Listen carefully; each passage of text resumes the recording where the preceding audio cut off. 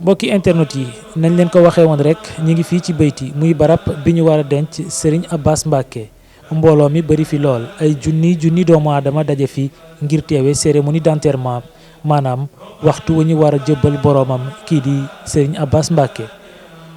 mbooloo mi toog toogaay wu yiw jàkkaarloog penku di jàng alxuraanul karim ñii yore seeni kurus di werd ñii toog di kuréel ñépp boolowoo di bàkk yàlla.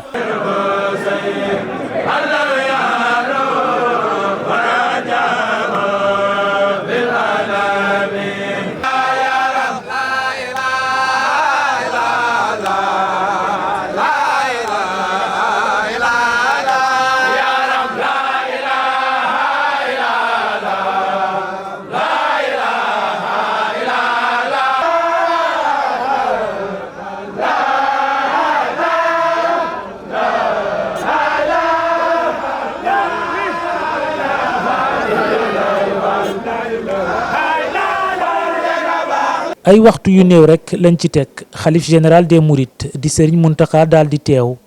ñu nemmeeku mbooloo mu tàkku lool sax ñépp di buuxante ngir mën a dugg ci barab bi di Beyti waaye yeneen kilifa rek ñoo mën a am accès ci biir ku ci mel ne kilifa diine yi ak i mbokkam.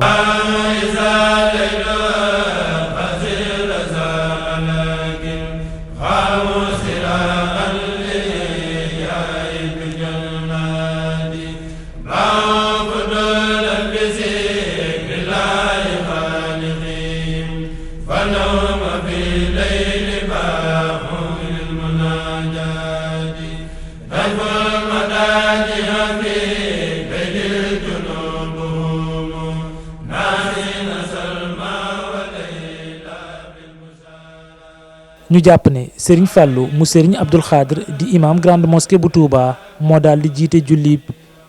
ci kilifteefu Serigne Mountakha ak teewaayu kilifa yu bari ñu ci mën a lim ku ci mel ne Serigne Cheikh Astou Faye di chef de village bu Daaru Musti ak Serigne Aïdara Mbacké Serigne Bass Abdoul Khoudous Serigne Bass Abdoul Khadr di porte-parole xalif général des mourides waaye itam ci teewaayu Serigne Bass Anta Niang mi nga xam ne mooy actuel xalif ak ay yeneen kilifa yu bari lool sax.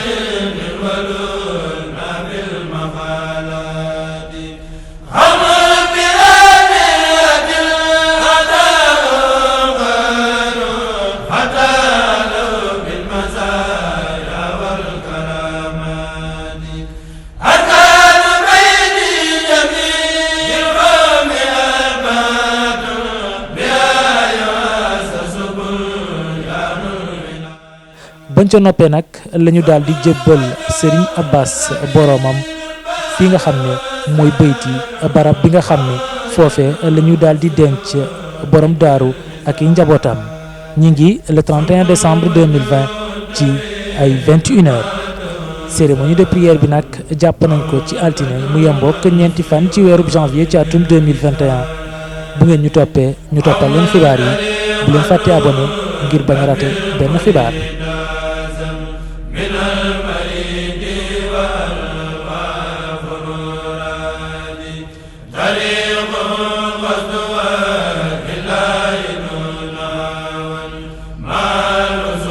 التي تنفي